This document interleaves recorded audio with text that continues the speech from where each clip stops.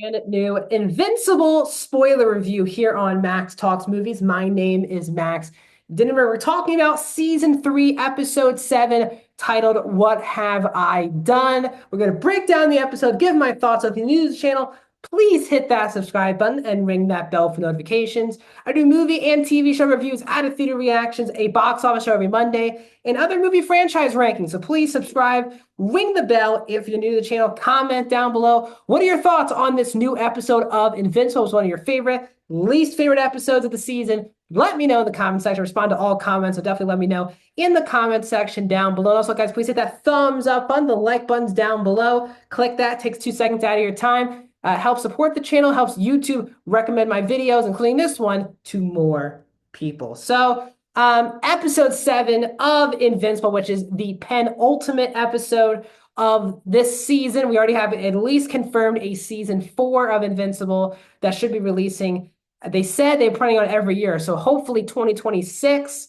But this was an incredible episode of Invincible, and I said after episodes 4 and 5, which I thought were good, not great episodes of Invincible, that things would get back to greatness. And this show is so incredible and fantastic with its action scenes, intensity. And the reason why the show is so brilliant is you do care about so many different characters, so many different dynamics and storylines. When you get an episode like this, which is a 52-minute episode with, I would say, 40 minutes of it, action, and it never disappoints. There is emotion, there is brutality, and yes, are the action scenes insanely cool? They are. I'll get to that. But what really keeps the show being one of the best shows, in my opinion, of all time, one of my favorite superhero shows of all time, is the fact that you care about the people here and the different dynamics and the emotion. So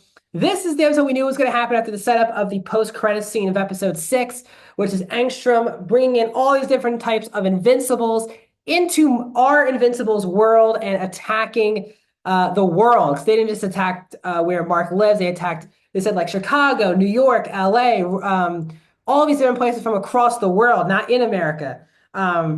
They said at the end of the episode, hundreds upon thousands of people have died. And they said it's going to be triple that in the coming week. So the episode breaks down into 3 days of this attack.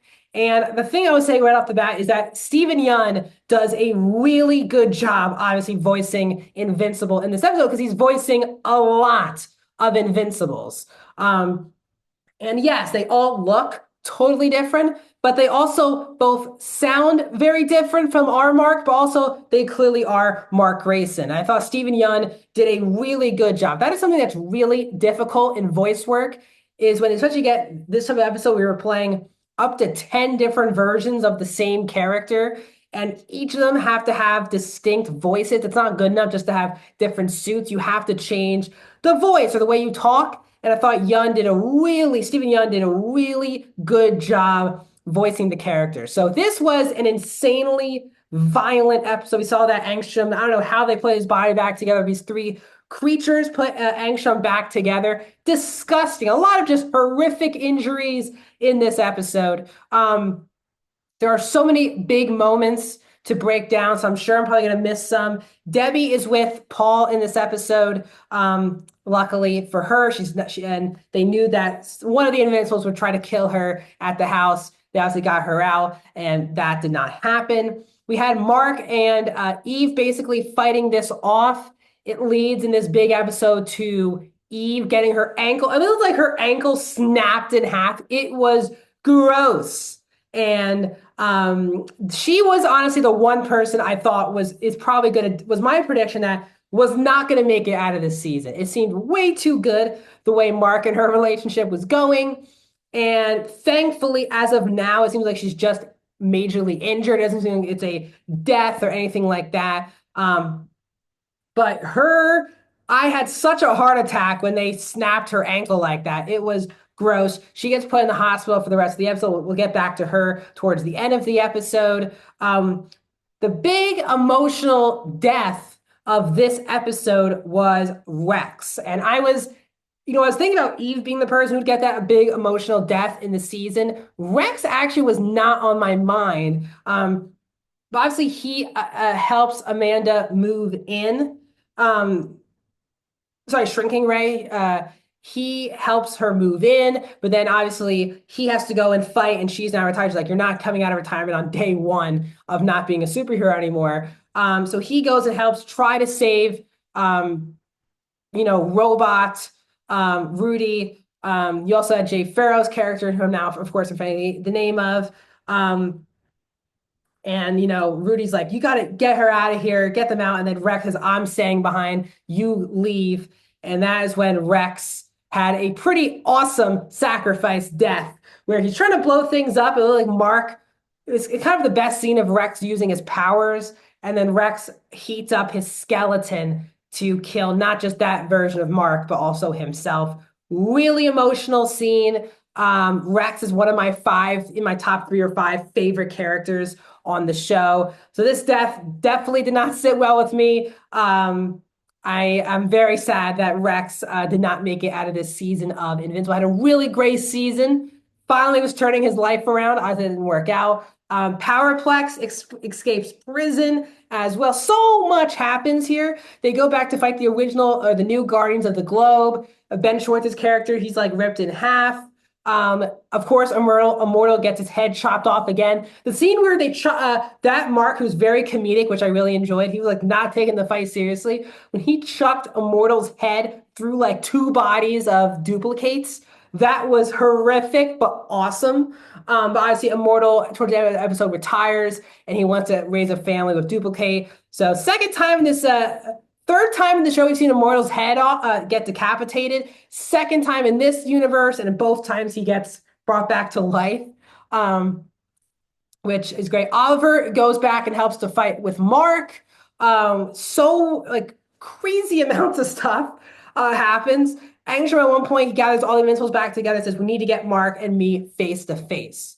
And that's when all the Invincibles turn on him, and Angstrom puts them back in that world where Mark almost and should have killed him at the end of season 2. So Mark has this awesome fight with Angstrom.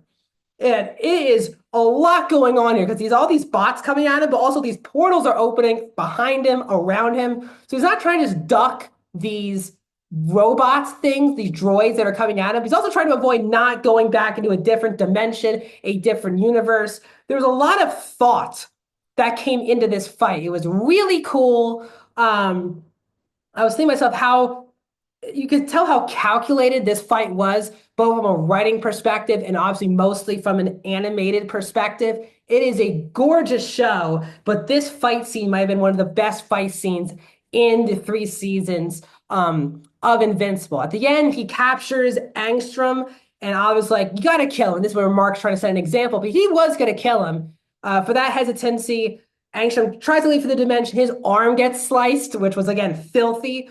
And then Angstrom's talking to those 3 other people, like, we need to reattach my arm and let's go get the other Invincibles. And they said, you let us down here. You're either going to work for us or we're really going to enjoy killing you and using you for something. So now Angstrom is not in control of the situation. Mark helps with cleanup. We also have Cecil. We have Donald, who's half cyborg, half human in his form. And then at the end, he gets his whole body cut off except for his face. Cecil wants Mark to run the Guardians of the Globe. Obviously, Mark does not want to do that, but he says, if you need to call me at any time, you can to help for the big things. Because Cecil's like, you stood out to me. That's kind of the person I want running things. But Mark does not want that to happen. There is just so much. So Mark is trying to help with the wreckage. Powerplex is like, this is the guy. And yeah, Mark is like the #1 bad person because it's not his fault, technically, that all these other Marks came in and tried to kill the world. He's still enemy #1 right now. And, whatever that fight was between him and Omni-Man in season 1 is such a minuscule fight. That was a couple thousand people that died in Chicago. This is hundreds of thousands of people that died in this part. And Mark is enemy #1. Powerplex tries to stop him. Oliver and Mark stop him. This leads to also a scene with Mark and Eve, where Eve's not awake yet. This is how Mark finally meets Eve's parents. And the dad was very dismissive of him. She said, we need our privacy. Her dad is just an awful human being. But the mom had the discussion with Mark. Obviously, they did not know that Mark is invincible, and it was cool when she was like, "You know, Samantha has powers," and he's like, "Yes."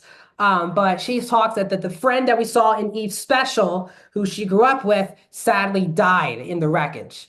Again, really, they reward you for watching every single thing of Invincible so far. A lot of callbacks, including like that tomb one, which I thought was hilarious with Clancy Brown. But again, the dad's like, "You got to come in here." It was disrespectful from the dad. But we end the episode with Mark helping out the wreckage, and then I think it's Jonathan Banks's character who's playing the new Viltrumite who's trying to take over the world. He's like, "You have not prepared us well." And it sets up this big fight between Mark and this Viltrumite. And that's how the episode ends. I am sure we're getting Omni-Man and Alan making this help next episode, but an incredible episode, a lot of action, a lot of emotion, not knowing who's going to make it out of the season, okay? But this is some really great stuff. And this is why Invincible for me is the best show on television, always is when it's on. It is intense. It is hilarious. It is fun to watch, disgusting to watch, emotional, all those things in one episode. So I am pumped, but also sad that we're already down to the last episode of season 3. So join me next Thursday here, guys, breaking down the final episode of season 3 of Invincible.